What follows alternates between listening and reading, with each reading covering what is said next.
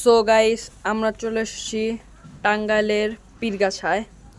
এখানে দেখতেই পাচ্ছেন রাবার দিয়ে বানানো হয়েছে অনেক অনেক রাবার, এবং এগুলো হলো শুকনো রাবার।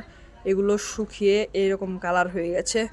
আপনারা সাধারণত দেখেন রাবারের এরকমই কালার হয়, এবং এগুলো দিয়েই আমাদের সাধারণত প্লাস্টিক জাতীয় যা আছে এবং রাবার এই সব কিছু বানানো হয়।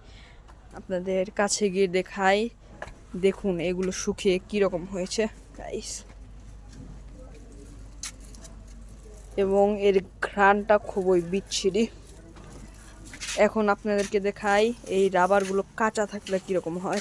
দেখুন কত রাবার শুকাতে দিয়েছে, এগুলো সব কাঁচা রাবার। এটা হলো এই রাবার দিয়ে সব কিছু বানানোর গোডাউন। এই জায়গায় রাবার গাছের আঠা দিয়ে এই সব কিছু বানানো হয়, এবং শুকিয়ে প্লাস্টিক জাতীয় সব কিছু বানানো হয়। দেখতে পাচ্ছেন।